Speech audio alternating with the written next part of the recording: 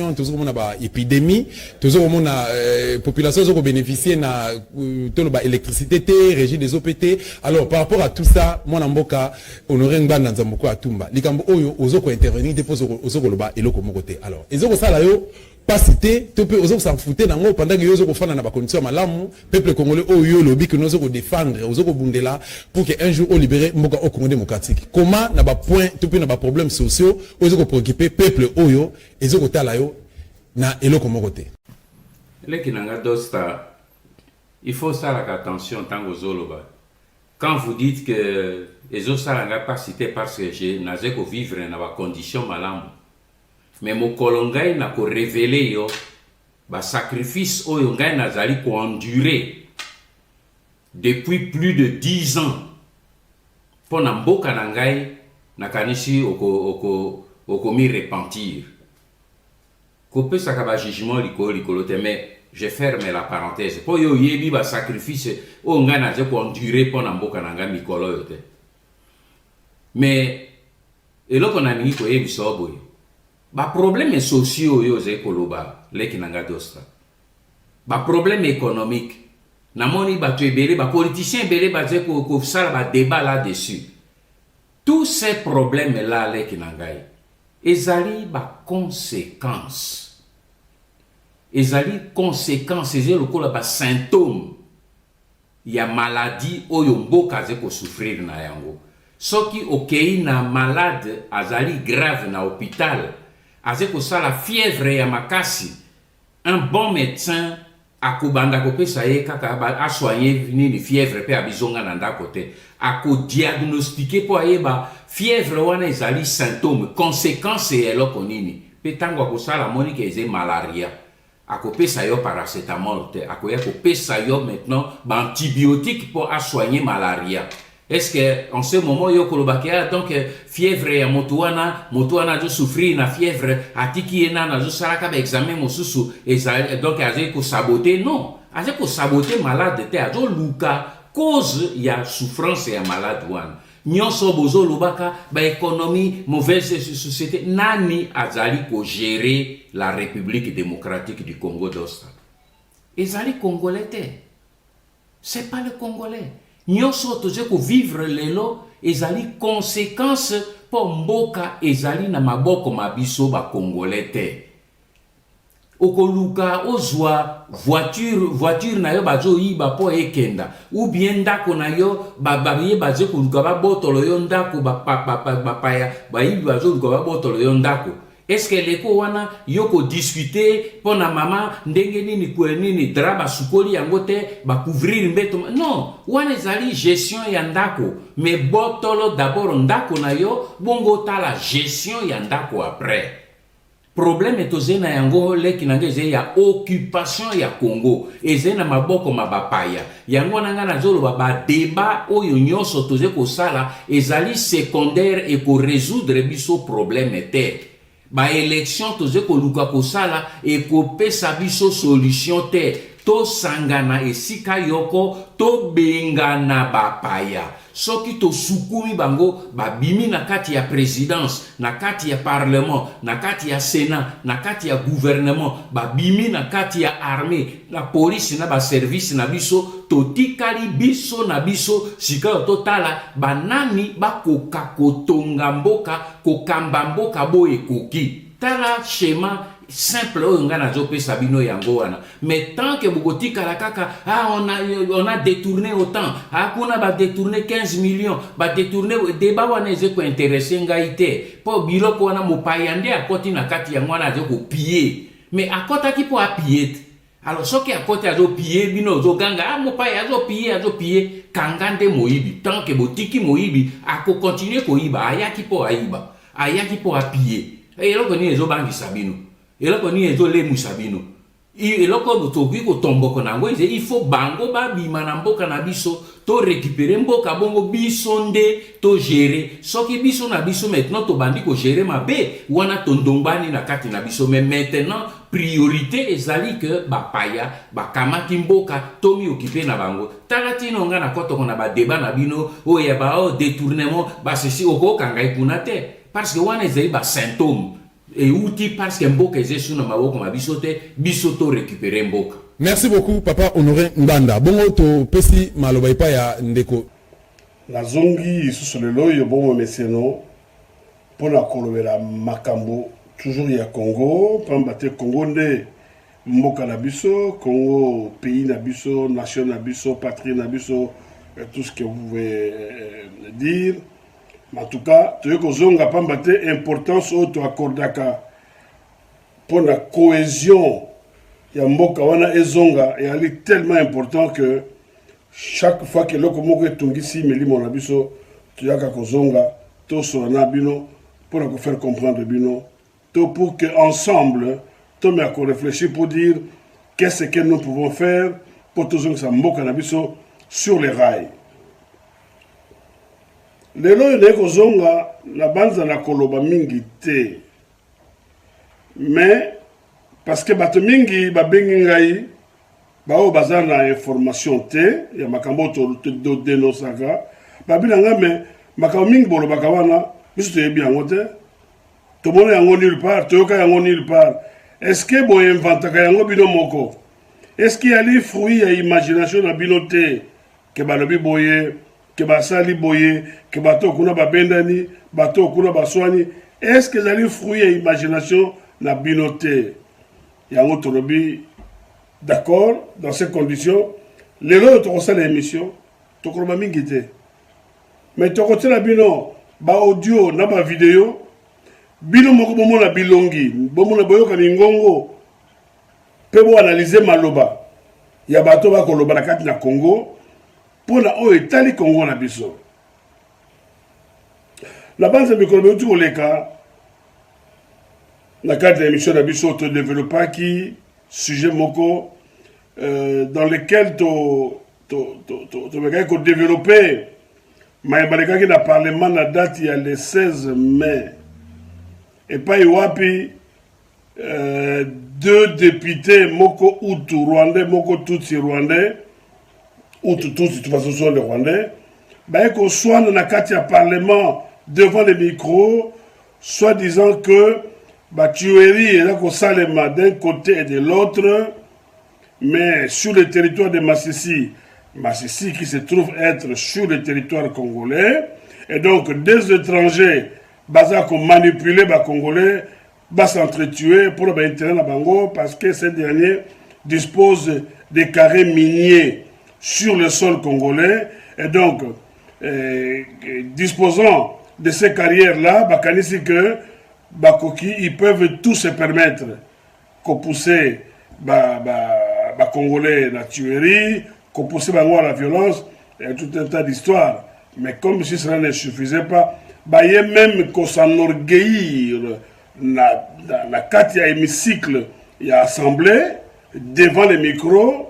Malheureusement, cette réaction, la Bango, ou disons, ces actes posés par ces deux messieurs n'ont pas trouvé réaction de la part des députés nationaux. Alors, bon, c'est pas grave. Nous avons réfléchi, nous sommes dit, émission à l'éloyo, Tokosala, Tolobi Moke, tu tiens image à l'appui. Comme ça, Bino Moko, bon mon image, Boloba, Soko Tokosaka, Soko to impanta makambo, to binonde, voilà, ka sous-informé. Voilà. Donc, toujours tia audio ya liboso, et pas iwapi honorable Nsingi Pululu, je cite le nom, honorable Nsingi Pululu, Aza ko dénoncer, n'est-ce pas, cette attitude, il y a des deux députés, où tout na tout, moko komona ye monga chocho, moko komona ye, bon, boyo kawoye moka otanga bakombo na bango, yango, tout ça, ça de manière que, quand c'était que nous, on vient ici pour inventer. Nous venons pour analyser. Par rapport à Maïmaleki, nous, on n'invente rien. Voilà. Donc, la PCB, il y a 2 minutes, hein, 2 minutes et quelques secondes. Bolanda Yango, honorable Pouloulou, à vous la parole. ngana leki ko sona bibandela mutango dana o mutango pa député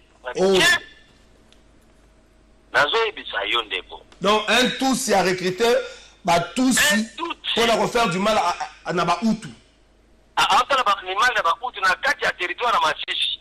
OK. Et tout yango ya lobi aza député. Ametaka ki kombote. La ndanga bien. Ataka ki kombote. Tango kana lobi bandela makambo lobi azali député. Abi azali député azaka biso pe aho. Oh. Papa. Na su to kaka boy. Honorable Mwanga Chocho. Honorable nani? Mwanga Chocho. Mwanga Chocho. OK. Honorable Mwanga Chocho atelemi. Président, parole. Vas-y, parole. Ozola nanga? Nazo yo bien. Honorable Mwanga Chocho a dit parole à l'Obinin. Président, Aga Utu, a recruté ba Utu. Parce qu'on soit minéré quoi nangai, c'est-à-dire bazan dengen. Voici tu vois les gens ba minéré belé, bazwa mutu kana ba carré minier na ye.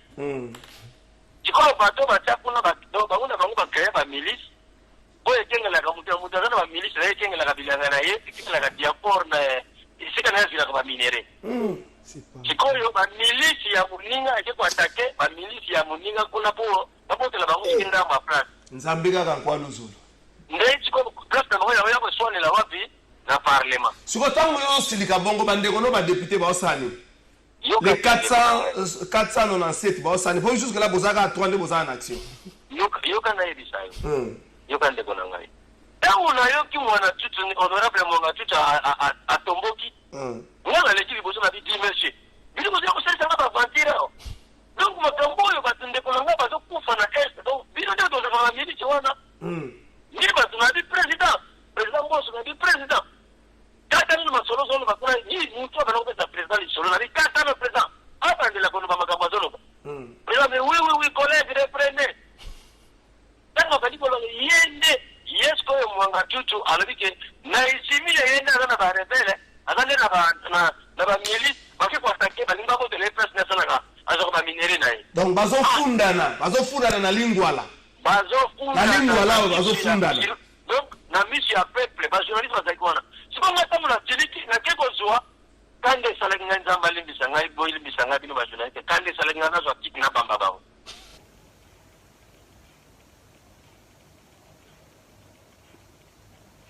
Très bien. Alors, la bandi Bolandi honorable Pouloulou ndenge to sala ki na émission passée to tournaki. Est-ce que le président de l'Assemblée nationale du Parlement Ayokaki, pourquoi n'a-t-il donc pas mis une commission d'enquête sur pied pour statuer la Kawana? Et il s'est avéré que lors de cette plénière, le procureur général de la République était présent.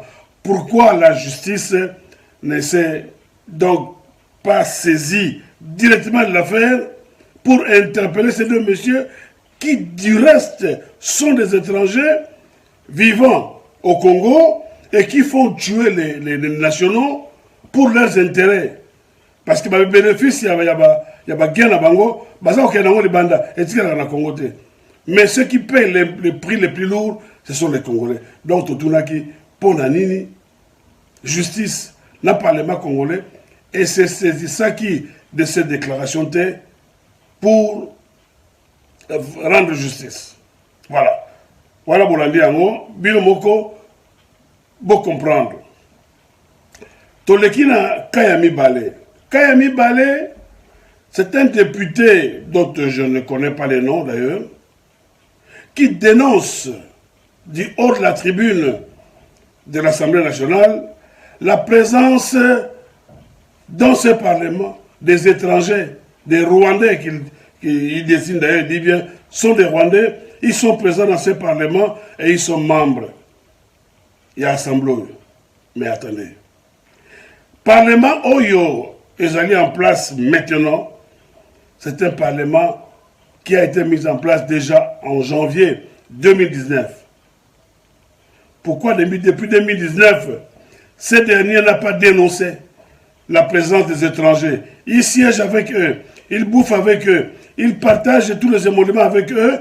Aujourd'hui, qu'est-ce qui les pousse à dénoncer et à nous disant, à nous, qui voulons l'entendre d'ailleurs, que na kati ya parlement na biso, na kati ya Assemblée nationale, ba député rwandais Bazali.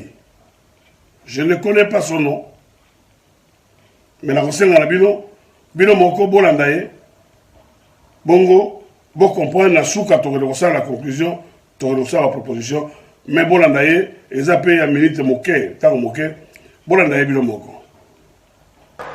Dans cette salle où nous sommes, honorable président, je dois dire la vérité, il y a des gens qui soutiennent le Rwanda. Dans cette salle, il y a des Rwandais. Il y a des Rwandais dans cette salle. Dans cette salle, il y a des gens, honorable président, qui sont en complicité avec les Rwandais depuis plus longtemps. Ils sont là et ils sont connus. Et ce sont ces gens-là qui aujourd'hui veulent faire échec à l'habilitation que nous voulons donner au gouvernement. Dans cette salle où nous sommes, honorable président, je dois dire la vérité, il y a des gens qui soutiennent le Rwanda. Dans cette salle, il y a des Rwandais. Il y a des Rwandais dans cette salle. Dans cette salle, il y a des gens, honorable président, qui sont en complicité avec les Rwandais depuis plus longtemps. Ils sont là et ils sont connus. Et ce sont ces gens-là qui aujourd'hui veulent faire échec à l'habilitation que nous voulons donner au gouvernement.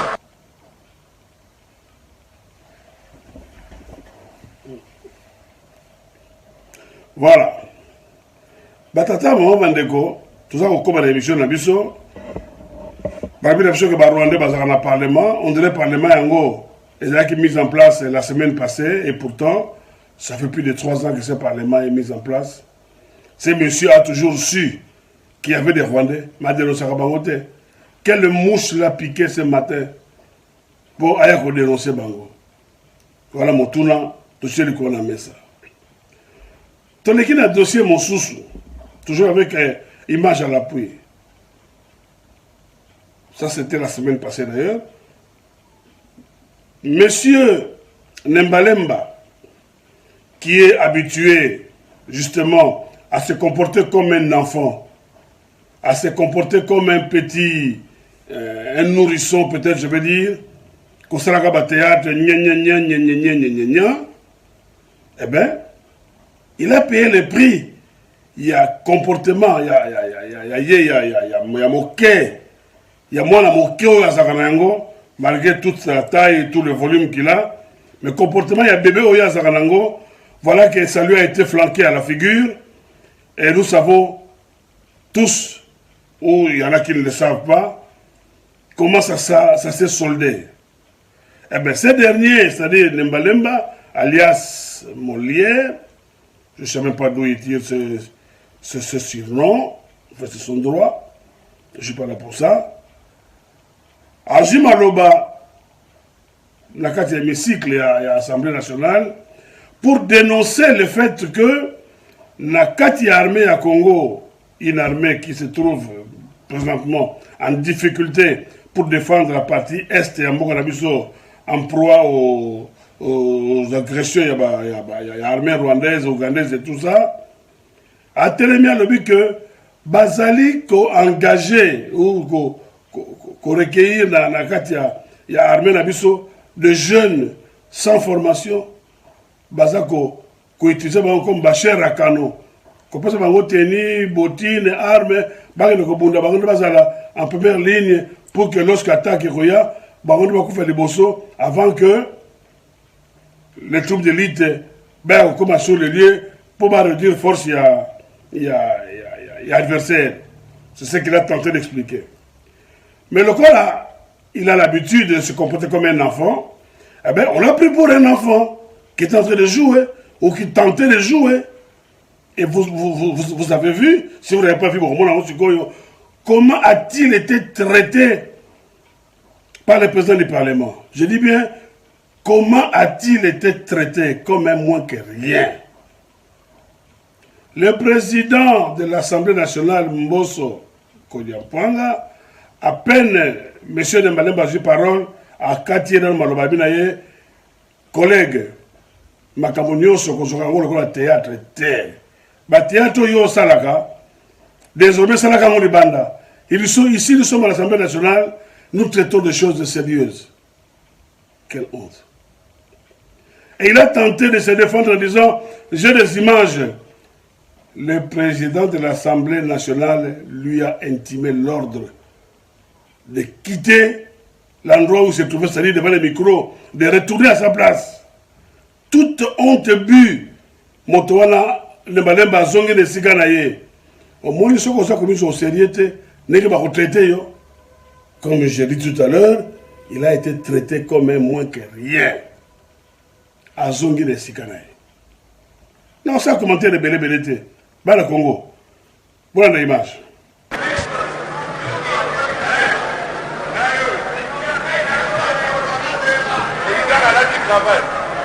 Voilà la cravate, solo là.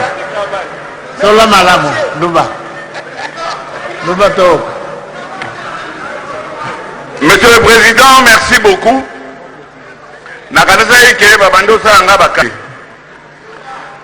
Monsieur le Président, on nous demande Tokamata, Tokende, na vacances, et entre-temps, gouvernement pendant 3 mois a géré situation Oyo, Bande Wanabiso Bazako vivre. Ah! Monsieur le Président, actuellement, je vous informe, chers amis, on est en train de recruter des jeunes Congolais.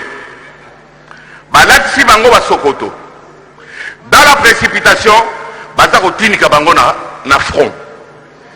C'est de la chair à canon. On n'est pas prêt. Laissez-moi parler, je vais vous dire pourquoi. J'ai les images. Allez sur Internet. Collègue Lemelemba. Oui, président. Collègue Lemelemba. Oui, président. Tala, collègue. Oui, président. Nous sommes à la théâtre. Pardon? Nous sommes à la théâtre. Président. Non. Nassine a remarqué, je suis un député, vous devez me laisser parler. Vous êtes un député. Je ne dépends pas bon, de vous. Je vous retire la parole, allez-y. Allez vous t'asseoir. Vous êtes un député. Non, allez vous asseoir.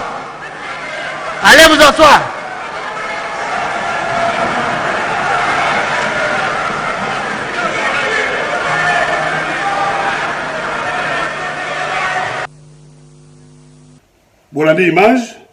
Bino moko tire la conclusion na bino avant que ngana sala la conclusion ya ngai. Image mosusu ezali Monsieur Mbosso Kodiampwanga, qui probablement, à mon sens, a dépassé déjà la septantaine, il dit, en s'adressant donc à Ndembalemba, que ngai pe nazali mobali. Je suis aussi homme, le kola yo. C'est-à-dire que ce qu'il n'a pas dit, c'est quoi?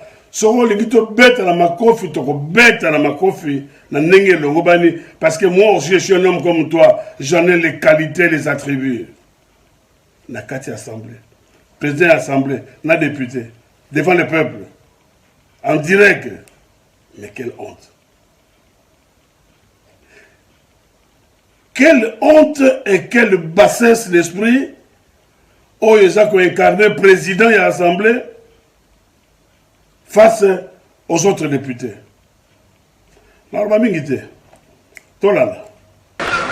Non.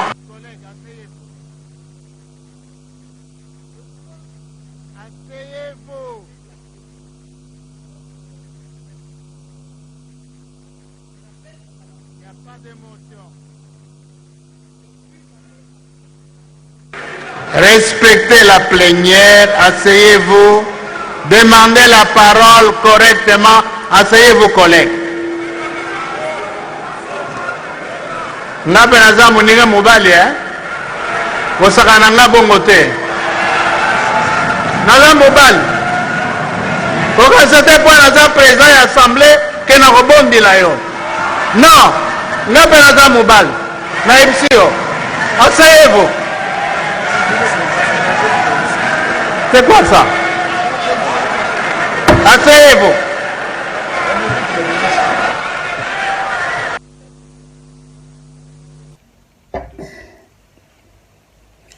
voilà nabanzi bolandi bino moko boyoki alobi kokanisa te ke nakobondela yo naza mpe mobali lokola yo c'est-à-dire kobondela wana alobi yango de façon soft nakobondela député mpona nini alingaki plutôt alobake kokanisa te ke nakobanga yo soki olingi bitumba nakokita oyo se tribune tokiti na pourtu wana tobetani makofi omona mpeke ngai mpe nzoto makasi yali est-ce que totindaki bino na parlement est-ce que le peuple congolais vous a envoyé au parlement pour ce genre de verbiage?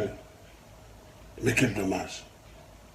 Quel dommage pour un soi-disant parlement, pour des soi-disant politiciens, pour des soi-disant députés, pour des soi-disant représentants du peuple. Point.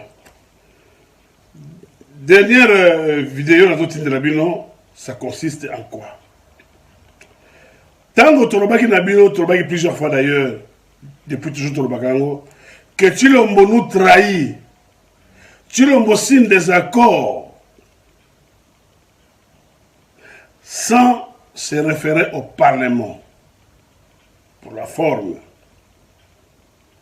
Il ne se réfère ni au Parlement, c'est-à-dire ni à la Chambre haute, ni à la Chambre basse. Il signe des accords. Mais il se fait que cette fois-ci, dénonciation et salémie de la part du président de l'Assemblée nationale, parce que le président de l'Assemblée nationale a lui-même été acculé par les députés, alors, n'ayant plus le choix, il a lâché les morceaux en disant ceci. Chers collègues, j'ai l'impression que vous ne me comprenez pas. Le président nous a amené un projet et accord avec les Rwandais. Nous, au niveau du bureau, nous avons lu ce projet et nous lui avons dit, président, oh, il y a un projet qu'on a signé en hauteur. Le président a fait semblant de nous entendre, de comprendre, mais à notre grande surprise, le président est allé signer cet accord. Et le président national, le président de l'Assemblée nationale, voulais-je dire, sans mâcher les mots, lâche ceci. Le président nous a trahis. Le président nous a trahis. Alors, tourne la vidéo. Je crois que vous ne m'aviez pas bien compris. Pour l'accord avec l'Ouganda, nous l'avons reçu au niveau du bureau. Nous nous sommes entretenus avec le ministre des Affaires étrangères.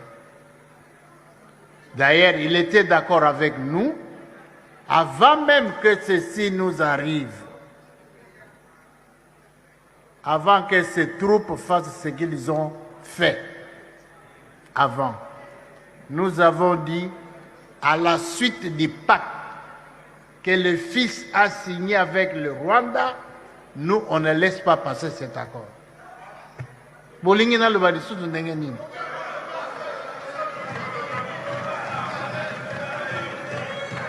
Nous l'avons bloqué et nous disons de même aujourd'hui. Donc il nous a montré qu'il avait signé son pacte, il vient de nous trahir. Nous avons dit, nous, on ne l'accepte pas. Alors vous voulez qu'on dise encore quoi? Parti. Donc il nous a montré qu'il avait signé son pacte, il vient de nous trahir. Nous avons dit, nous, on ne l'accepte pas. Alors vous voulez qu'on dise encore quoi? Parti. Voilà.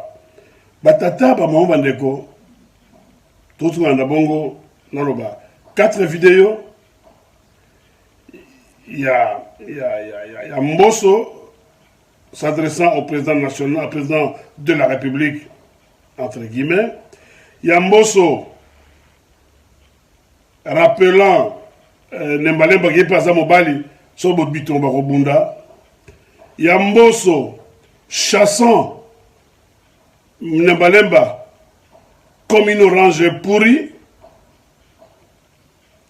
Il y a un député, j'ai dit tout à l'heure, on a vu comment on a été, qui dénonce la présence, il y a des Rwandais dans l'Assemblée nationale, et puis dans l'audio. Il y a Ndekonabiso, Nsingi Pululu, qui s'est insurgé contre la présence, ou le débat qui opposait les 2 députés, un Tutsi et un Hutu, au sein du Parlement congolais. Mais Bandekolangaï. Il y a quelques temps, il y a eu un député, comment il s'appelle encore, Moïndo Nzangi, qui aujourd'hui est devenu ministre de l'enseignement supérieur, qui avec hargne avait dénoncé les complots qui visaient à faire de Minembwe une entité décentralisée et tout ce que l'on sait et tout ce qui s'en est suivi. Nous avons tous applaudi pour le comportement de ces derniers et nous avions espéré que ces derniers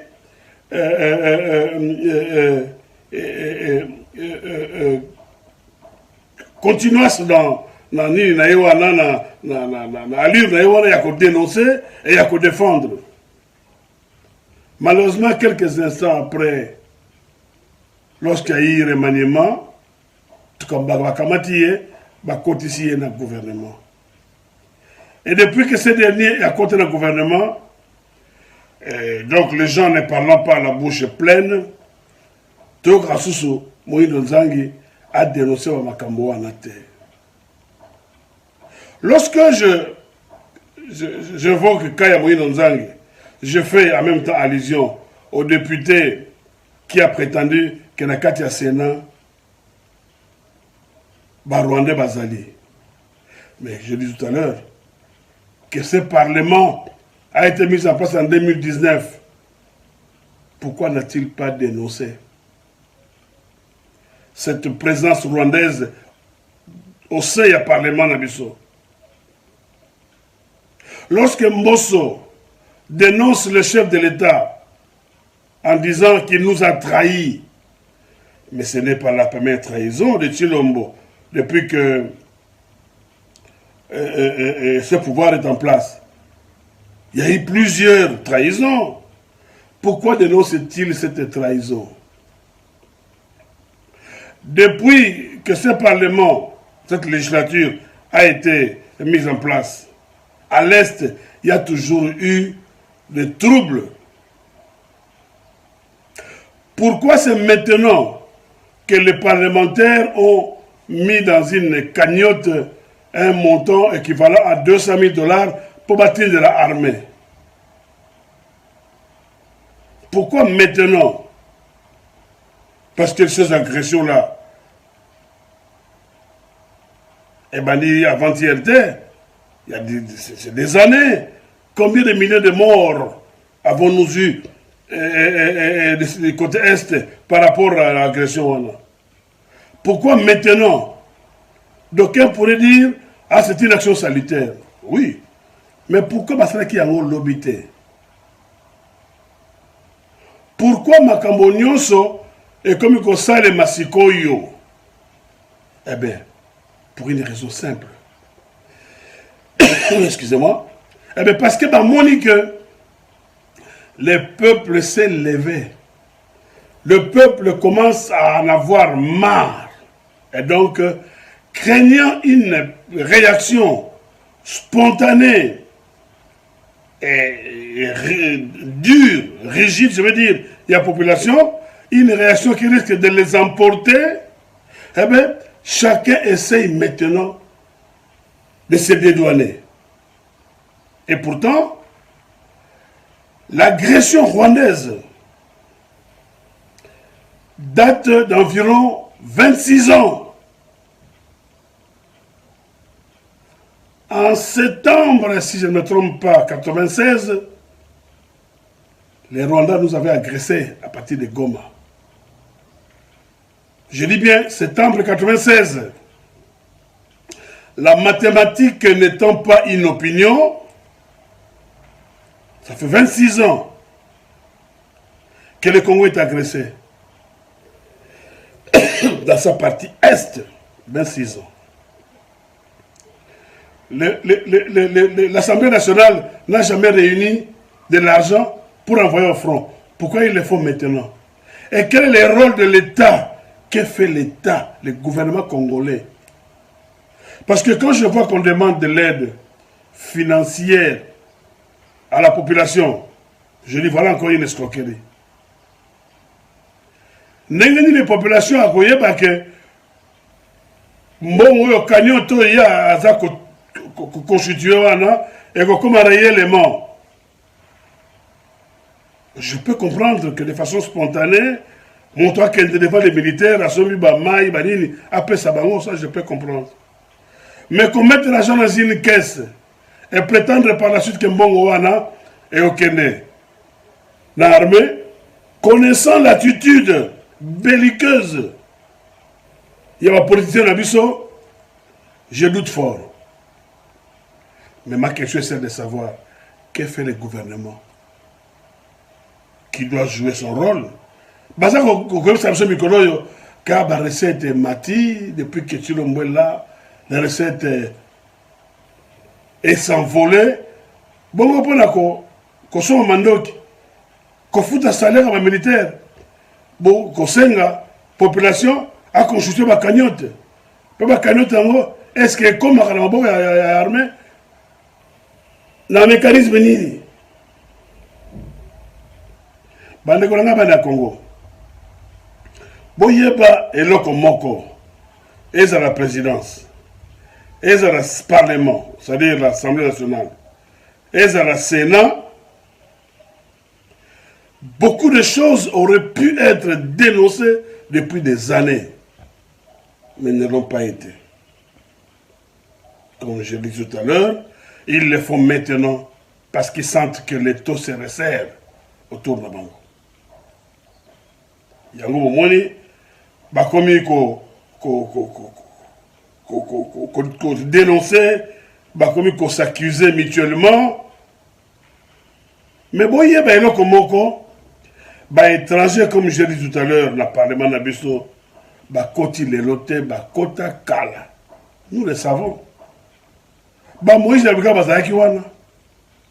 Ba oyo nani oyo Azarias Soubero qui était même vice-président de la République. Nani a télémaka pour dénoncer yango. Mais banekolanga bobangate yana eloko moko ya kosala. Une seule chose. Biso bana ya Congo. Tango ya komitika ba kosa biso ya lisusu te. Nyonso ba kosala yango parce que ba échéance électorale eza ko s'approcher. Balingi ba racheter peuple congolais pour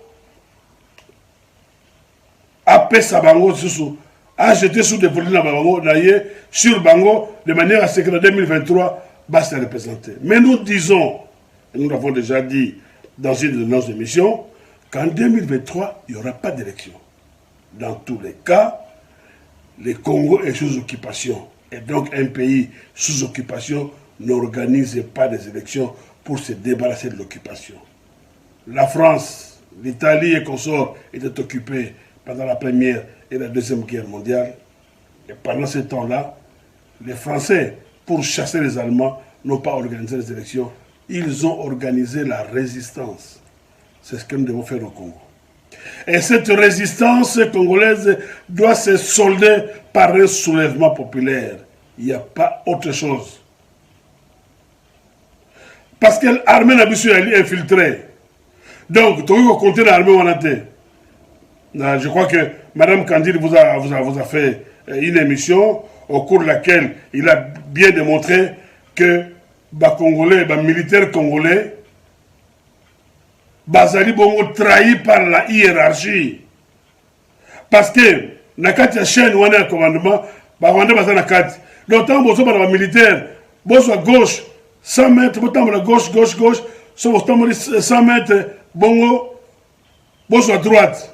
Cette même information qu'on donne à l'armée, on la donne aux belligérants, aux autres, donc c'est-à-dire aux Rwandais, aux M23 et consorts, qui eux vont vous attendre à la vérification Moko Boye, parce que c'est militaire Nabiso, pour mettre en débandade.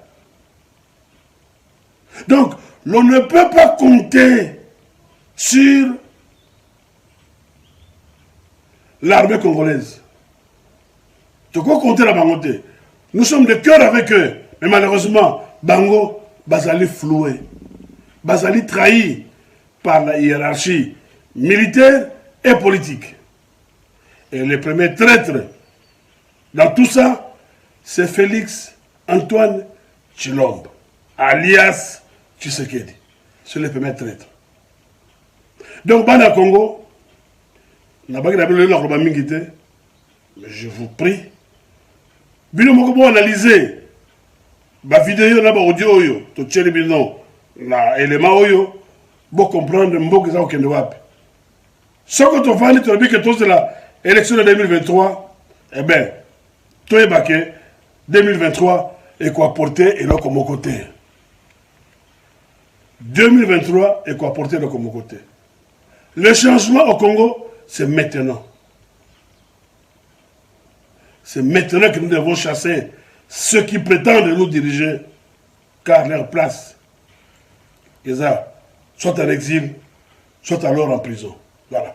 Na suki wana, na fixé bidon rendez-vous pour la prochaine fois. Maye na lobité, na korobayango, na mikromikoya. Pambate, c'est toutes les fois que les besoins l'exigent, tu as qu'à construire des émissions pour na kofunga bino miso, kolakisa bino, maye makoleka. Et ce qui doit être notre attitude. Voilà. Nasuki wana, na pesibino merci, pena bino, maton de mingi.